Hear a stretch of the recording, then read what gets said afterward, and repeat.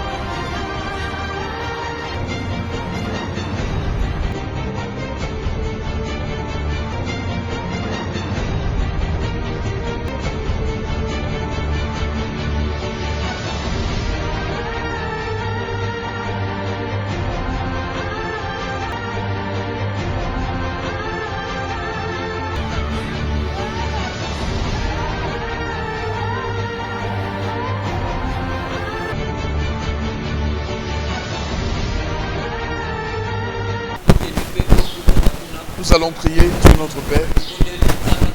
Nous voulons bénir ton nom ce matin. Élever seul le nom de Jésus-Christ. Célébrer seul le nom de Jésus-Christ. Adorer seul le nom de Jésus-Christ. Seigneur, nous voulons le placer au-dessus de tout nom. Parce que nous savons et nous sommes convaincus, le seul nom qui a été donné aux hommes, pour leur salut, pour leur guérison, pour leur bien-être, pour expérimenter la vie éternelle en Dieu, c'est le nom de Jésus-Christ. Raison pour laquelle nous voulons bénir ces noms, nous voulons élever ces noms, nous voulons célébrer, magnifier, exalter ces noms. Et nous te prions par le Saint-Esprit de nous parler, par le Saint-Esprit de nous édifier, par le Saint-Esprit de nous faire du bien. Au nom précieux de Jésus, nous avons ainsi prié. Amen. Frères et sœurs, j'aimerais nous inviter à lire cette texte avec moi. 1 Samuel chapitre 10, à partir du 10e verset. La Bible dit aujourd'hui, après m'avoir quitté, 1 Samuel 10, 2e verset, à partir du 2e verset. Aujourd'hui, après m'avoir quitté, tu trouveras deux hommes près du sépulcre de Rachel, sur la frontière de Benjamin, à Tchétcha. Ils te diront, les années que tu es allé chercher sont retrouvées. Et voici, ton père ne pense plus aux années, mais il est en peine de vous. Et il dit, que dois-je faire au sujet de mon fils? De là, tu iras plus loin et tu trouveras aux chaînes de Tabor, où tu seras rencontré par trois hommes montant vers Dieu à Bethel et portant l'un trois chevaux, l'autre 3 gâteaux de pain et l'autre une outre de vin. Ils te demanderont comment tu te portes et ils te donneront 2 pains que tu recevras de leurs mains. Après cela, tu arriveras à Gilbéa Elohim, où se trouve une garnison de Philistins. En entrant dans la ville, tu rencontreras une troupe de prophètes descendant du haut lieu, précédés des luttes des tambourins, de la flûte et de la harpe, et prophétisant eux-mêmes. L'Esprit de l'Éternel te saisira, tu prophétiseras avec eux, et tu seras changé à un autre homme. Lorsque ces signes auront eu pour toi leur accomplissement, fais ce que tu trouveras à faire, car Dieu est avec toi. Amen. Je préfère m'arrêter au verset 7. Frères et sœurs, la fois passée, j'étais en train de parler de l'amour de Dieu par rapport à Jacob et puis du fait que Dieu déteste Esaü. Je dis, c'était pas pour rien que Dieu, entre les deux fils et des enfants sortis d'une même mère, d'un même père, du même sein, Dieu puisse aimer l'un et puis haïr l'autre.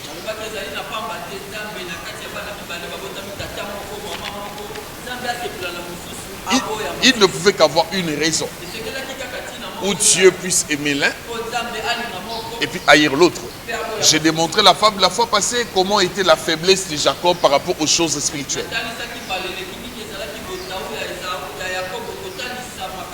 Comment une fois il a accepté de dormir affamé parce qu'il avait besoin que son grand frère lui donne les droits d'aînesse. Comment à Bethel, quand Dieu lui est apparu pour la première fois, il a pris une pierre, il a mis l'huile sur cette pierre. Je dis, si c'était moi et toi, on allait peut-être laisser Bethel et puis partir. Généralement, d'ailleurs, nous faisons des songes. Généralement, d'ailleurs, nous recevons des visions. Ces songes et visions qu'on reçoit de la part de Dieu, la plupart négligent ça. Pour la plupart, ça ne veut rien dire. J'aimerais te poser juste une question. As-tu un cahier où tu écris tes visions? As-tu un endroit où tu écris tes songes? Je ne crois pas. Tu ne trouves pas que c'est une erreur de ta part?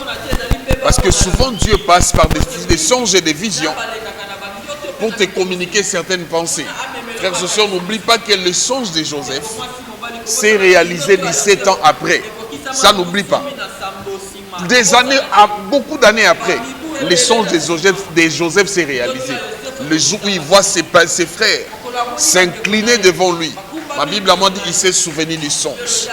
Il a pensé que Dieu lui avait montré le songe. Généralement, Dieu passe par des songes. Dieu passe par des visions. Dieu passe par des choses pour nous instruire. Mais comme des hommes et des femmes charnels, des gens qui ne tiennent pas compte des choses spirituelles, des gens qui ne donnent pas de l'importance aux choses spirituelles, nous laissons ces choses passer. On croit que ce sont nos pensées. Et quelques-uns, écoutez comment ils disent. Il était par exemple avec Trédor, notre frère Trédor Mandé. Ils ont passé la journée ensemble. Il était avec Hugues. Ils ont passé la journée ensemble. Et puis le soir, Dieu vient lui donner un message. Dieu vient par les sens, il lui montre la vie de Trédor, la vie de Hugues. Et lui se réveille, écoute son interprétation. Il s'est dit, j'ai pu voir Hugues, j'ai pu voir Trédor dans le songe parce que j'ai passé ma journée avec eux. Frères et sœurs, le fait de passer la journée avec quelqu'un et le voir dans le songe, ça n'a rien à voir. Dit-on, Dieu peut avoir passé par ces songes-là pour te donner un message. Mais toi, tu interprètes ça dans le sens où j'ai passé mon temps avec eux, ma pensée, ma tête avait retenu leur image et c'était peut-être normal que je puisse te voir dans mon songe. C'est une erreur. Tu dois commencer à analyser toutes choses. Tu dois commencer à analyser les songes, les visions que Dieu te donne. Jacob ne négligeait rien. Tout ce qui avait trait à la spiritualité, Jacob le prenait avec toute l'importance. Et je comprends pourquoi Dieu ne pouvait que l'aimer. Qui lui a dit, à son âge, qui lui a dit, quand son grand frère est rentré, Ésaü rentrait affamé, et Jacob avait fait sa sauce, je l'ai dit la fois passée, il acceptait de dormir affamé. Il a accepté de jeûner, mais de donner à Ésaü son repas pour que lui qu'il reçoive une parole de la bouche d'Ésaü. Frères et sœurs, je suis venu dire ce matin que la spiritualité produit la richesse. La spiritualité est l'une des sources et même la clé de la richesse. Plusieurs en Dieu ne sont pas riches, plusieurs en Dieu ne prospèrent point parce qu'ils ne sont pas spirituels. Frères et sœurs, il est bon que l'on commence spirituel. Si on commence spirituel, la richesse peut nous suivre après. Souvenez-vous, j'ai dit la fois passée. Qui aurait dit à Isaac, pardon, qui aurait fait comprendre à Isaac, dans sa maison, il avait besoin d'un gibier. Je dis, le gibier représente un animal. Il avait besoin d'un gibier. Qui aurait fait comprendre à Isaac que Jacob, dans la maison de Laban, il était en mesure de lui donner plusieurs animaux afin qu'il mange? Qui aurait fait comprendre? Mais écoutez, la lutte de Jacob dans la maison de son père, c'était pas d'avoir des animaux, c'était pas d'avoir des gibiers, c'était pas ça la lutte de Jacob. La lutte de Jacob, c'était d'avoir quelque chose de spirituel. Ça veut dire une parole sortie de la bouche de son grand frère, sortie de la bouche de son père. Il savait que cette parole-là allait changer sa vie.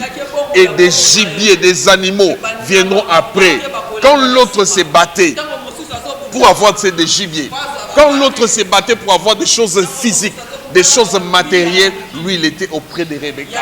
Rebecca était en train de lui instruire. C'est comme ça que j'ai dit des gens qui fuient l'église, des gens qui manquent des pasteurs, des gens qui n'ont pas d'experts spirituels, des gens qui manquent des encadreurs. Vous ratez beaucoup de choses. Je dis Rebecca, il représentait l'église. Rebecca, elle était le symbole, une épouse. Elle était le symbole de l'église. Et le fait que Jacob reste tout près, longtemps avec Rebecca, il a reçu des secrets. C'est par Rebecca qu'il a su qu'un prophète avait parlé. Il y avait une prophétie libérée. Quand ils étaient dans les seins de mère, une parole a été dite, déclarée, que les plus grands sera assujetti par les plus petits. Frères et sœurs, Jacob était faible aux choses spirituelles.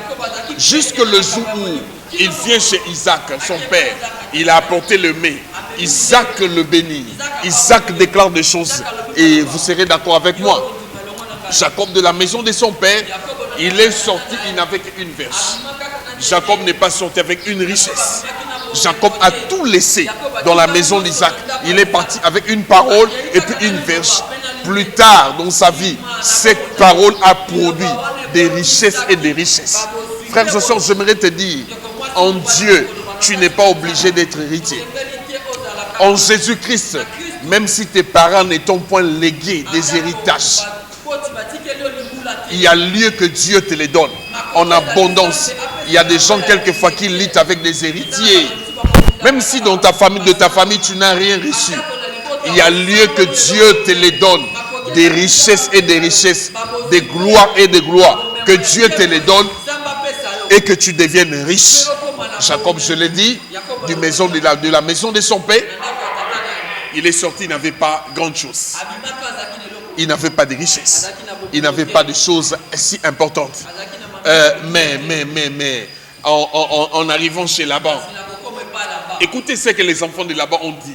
C'est Jacob ici est venu de la maison de notre père. Il avait des mains réduites. Il n'avait presque rien. Mais Jacob s'est enrichi dans la maison de notre père. Non, frères et sœurs, Jacob ne s'est pas seulement enrichi. Jacob a amené une bénédiction spirituelle dans la maison de Laban. Et cette bénédiction a engendré pour Laban la bénédiction. Et cette bénédiction a béni aussi Jacob.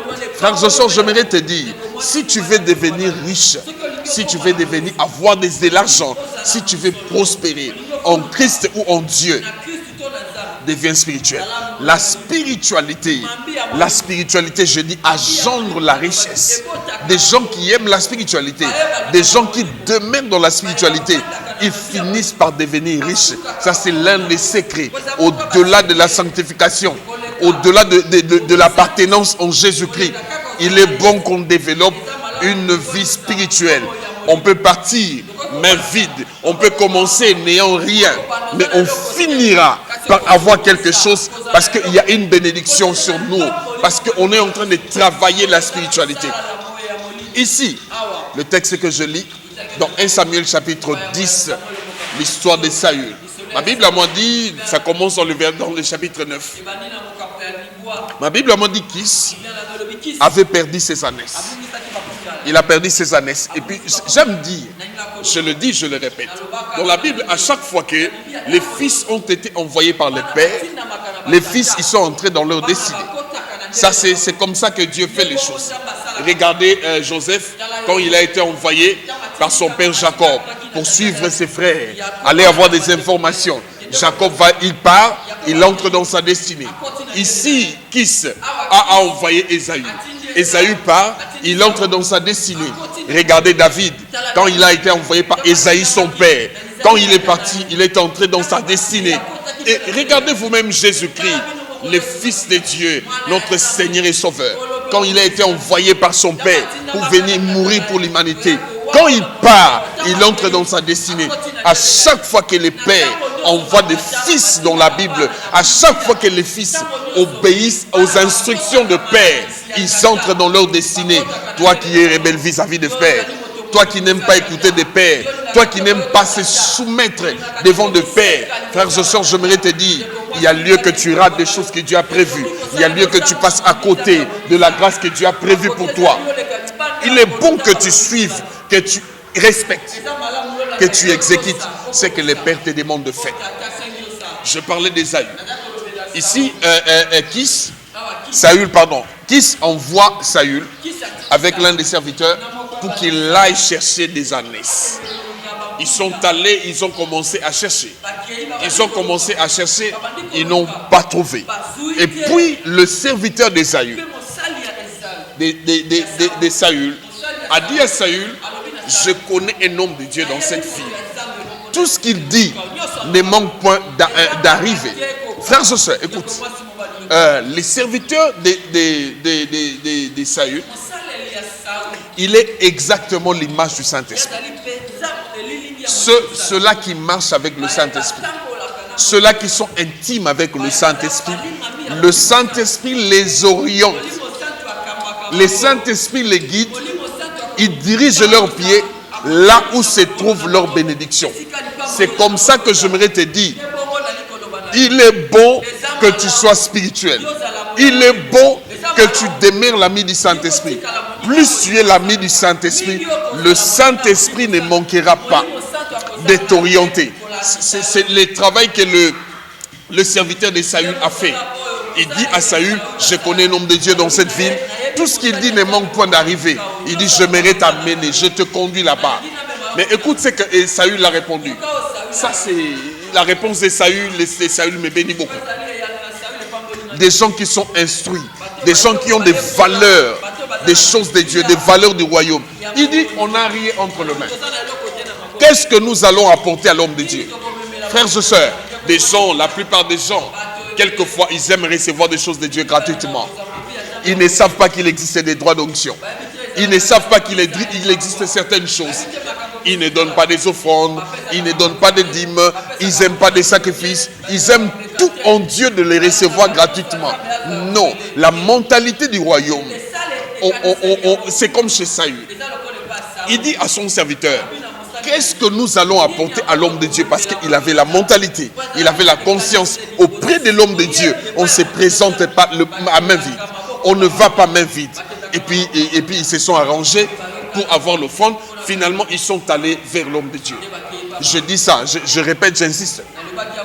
Si tu deviens l'ami du Saint-Esprit, comme les serviteurs de Saül, le Saint-Esprit va t'orienter. Où se trouve ta bénédiction?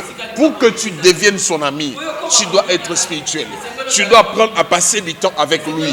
Tu dois apprendre à devenir une autre personne. C'est ainsi que tu apprendras à écouter le Saint-Esprit. Tout enfant de Dieu, j'aimerais te choquer, tout enfant de Dieu n'écoute pas le Saint-Esprit.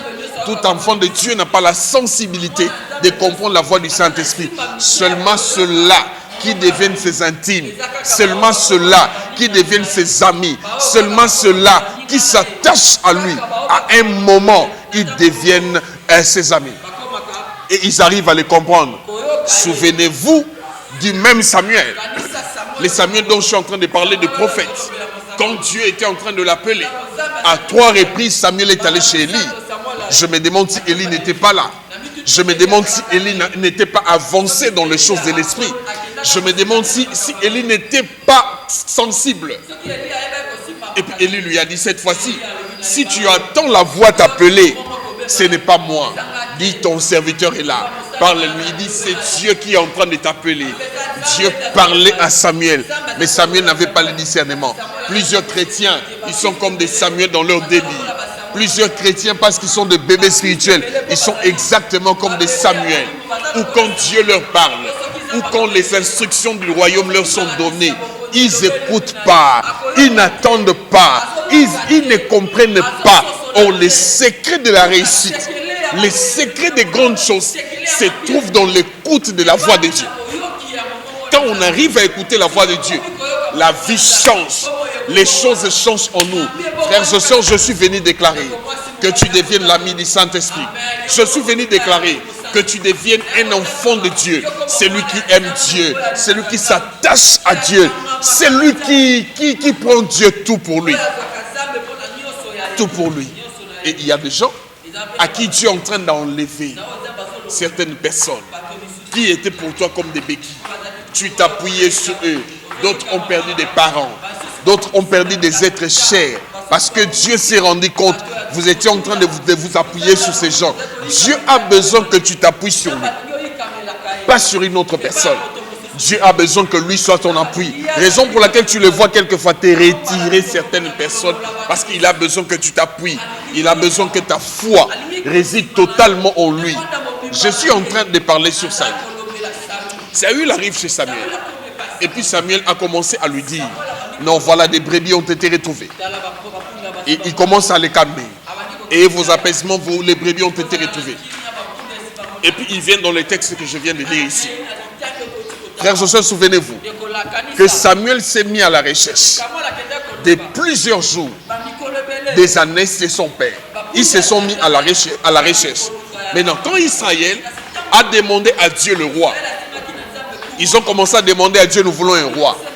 Et puis Samuel a voulu résister à la voix de Dieu. Dieu a dit à Samuel, non, laisse-les. Ne les empêchez pas. Donnez-leur un roi. Mais Dieu a dit à Samuel, tu vas instruire au peuple ce que c'est avoir un roi. C'est quoi avoir un roi? Tu vas leur dire, et tous deviendront le sujet de ces rois.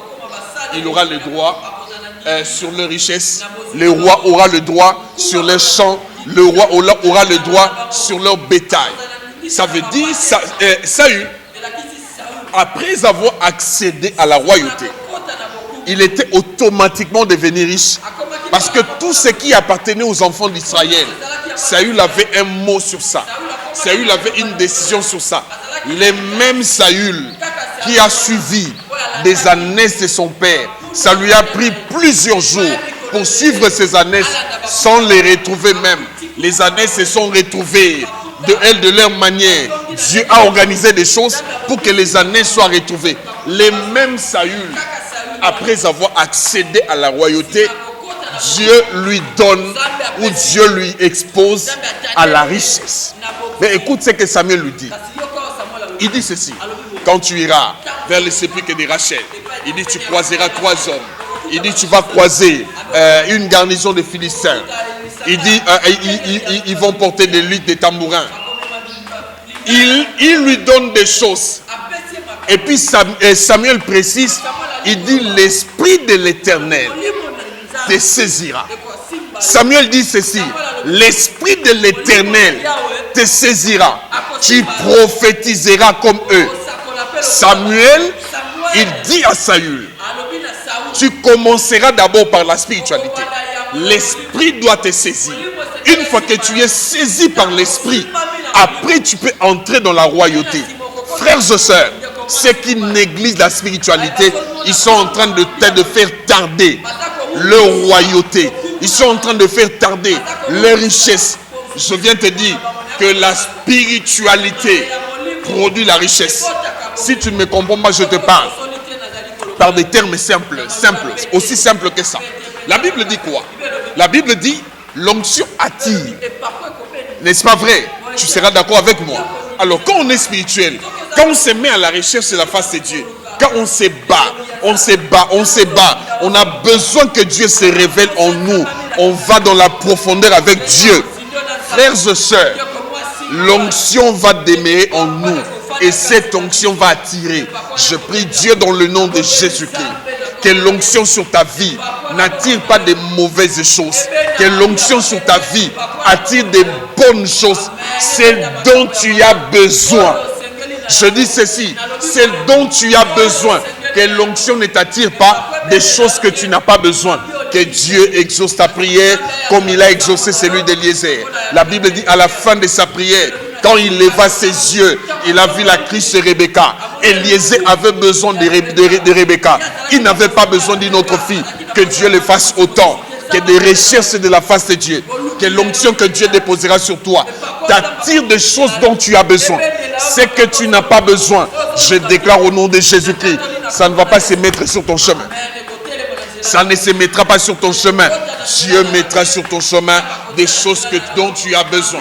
Je dis, avant que Saül accède à la royauté, Samuel lui a fait accéder à la spiritualité. La spiritualité précède la royauté. Celui qui veut la royauté doit d'abord goûter à la spiritualité. Ça, c'est le caneva. Ça, c'est le chemin de Dieu. Si tu veux avoir la royauté avec Dieu, commence à goûter à la spiritualité. Si tu goûtes à la spiritualité, Samuel a dit ceci. Il dit ceci.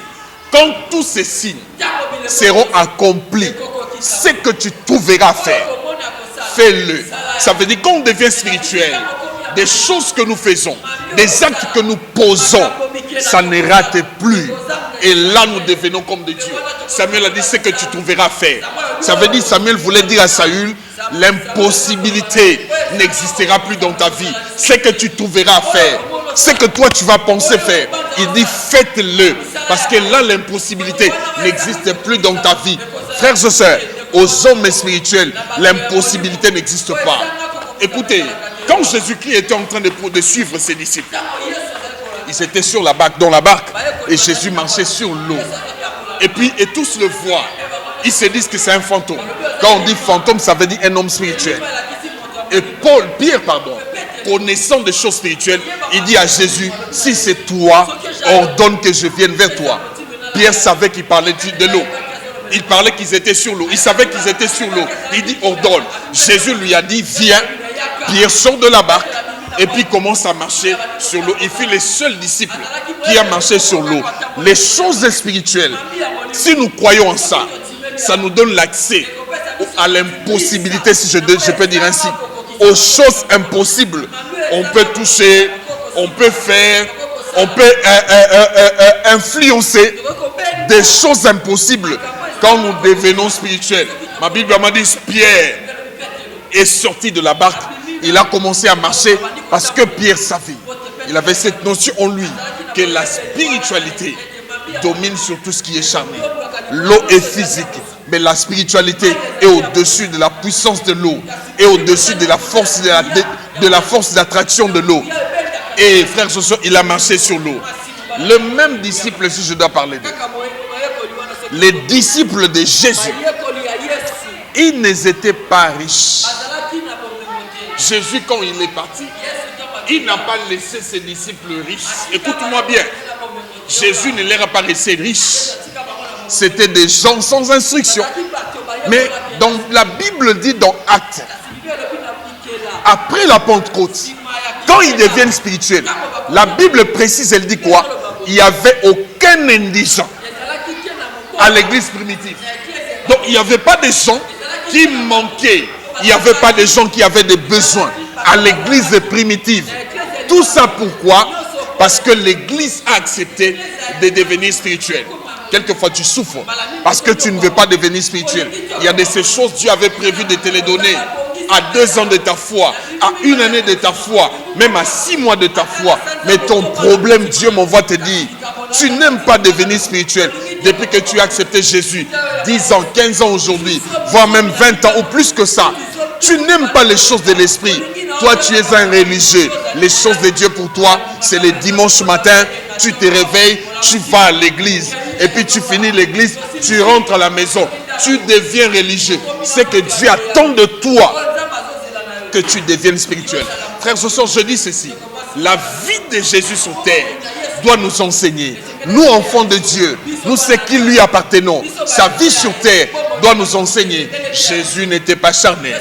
La Bible dit passer des nuits entières en train de chercher la face du Père. Jésus a jeûné 40 jours et 40 nuits. Il est en train de prier, de jeûner. Il s'est privé de la nourriture parce qu'il avait besoin du Père. Si nous voulons être forts et si nous voulons que la richesse nous accompagne, frères et sœurs, soyez des hommes spirituels. Jésus sur terre, il n'était pas pauvre. Moi, j'étais surpris. À la mort de Jésus, un disciple comme Joseph d'Arimathée apparaît. Il dit qu'il était l'un de ses disciples. Voyez vous-même les vêtements qu'il portait. Voyez vous-même les sépulcres qu'on a mis les corps de Jésus. C'était un sépulcre neuf. Un sépulcre où on enterrait des hommes importants, achetés par Joseph d'Arimathée. Ça veut dire Jésus ne manquait pas de choses. Il ne manquait pas de choses. Les disciples avant la venue du Saint-Esprit, avant qu'ils ne deviennent spirituels, c'était des hommes et des femmes qui manquaient. Souvenez-vous, le jour de la multiplication, ils avaient que 5 pains et 2 poissons. C'est tout ce qu'ils avaient. Eux-mêmes, ils étaient au nombre de 12. Donc, s'ils devaient manger ce qu'ils avaient entre leurs mains, ils ne seraient pas rassasiés. Mais après la Pentecôte, quand ils deviennent spirituels, c'était plus pour la prière. Il n'y avait plus la multiplication de pain. Dieu n'a plus fait ces miracles avec ses disciples.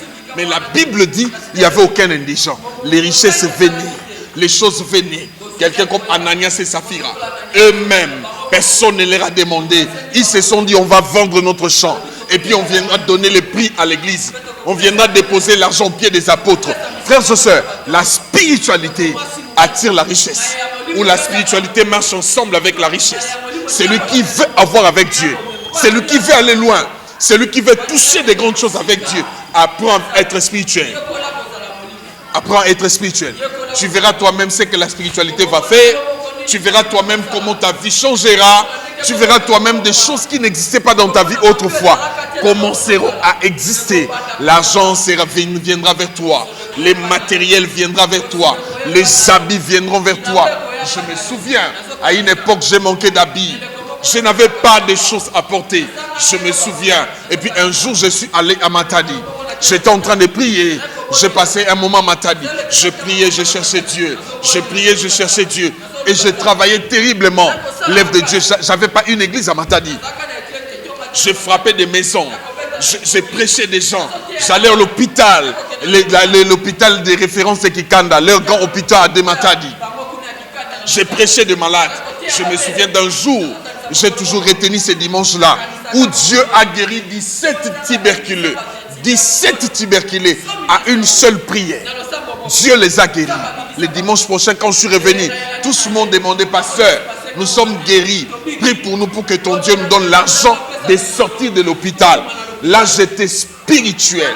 Et un jour, Dieu est venu vers moi. Je me souviens de ce jour-là. Il y avait un habit qu'on vendait. J'avais une petite somme d'argent. J'ai acheté cet habit. Quand j'ai pris l'habit de l'acheteur, j'ai tenu l'habit entre les mains. La voix de Dieu parle dans mes oreilles. Dieu m'a dit, à dater d'aujourd'hui, plus jamais tu manqueras d'habits. Frères et sœurs, j'étais d'abord spirituel. Je m'occupais des choses de Dieu. J'ai cherché Dieu nuit et jour. Et après, Dieu est venu vers moi. Il m'a dit, c'est que tu as manqué pendant des temps. C'est que tu as manqué pendant des mois, pendant des années. Tu ne manqueras plus d'habits. Et je te dis, je peux témoigner la fidélité de Dieu. Depuis ce jour-là, je n'ai plus jamais manqué de choses comme d'habits. Je suis en train d'aller dans des dimensions où certaines choses je ne manquerai plus. Certaines choses je ferai cadeau. Comme je fais cadeau d'habits, je ferai cadeau des véhicules demain. Je ferai cadeau des maisons demain. Parce que quand on marche dans la spiritualité, Dieu nous rend prospères. Je dis la spiritualité, c'est l'une des clés, c'est l'un des secrets de la prospérité, de l'émergence de la vie chrétienne. Celui qui veut être spirituel ou celui qui a pris la décision de devenir spirituel, Dieu l'amènera loin. Dieu l'amènera loin. J'ai besoin qu'on prie ensemble. Là où tu es, tu vas prier avec moi. Dis à Dieu, Seigneur, j'aimerais devenir spirituel. Dis à Dieu, Seigneur, j'aimerais devenir spirituel. Est-ce que tu peux parler au Seigneur pendant ces quelques minutes? Dis à Dieu, Seigneur, j'ai besoin de devenir spirituel. Fais de moi un homme de prière. Fais de moi un homme de jeûne. Fais de moi un homme qui s'attache aux valeurs, aux choses spirituelles. Dis à Dieu, Seigneur, oh, j'aimerais devenir spirituel. Dis à Dieu, Seigneur, j'aimerais devenir spirituel. Spirituel. Spirituel. Au nom de Jésus, nous avons ainsi prié. Amen. Abonnez-vous sur YouTube.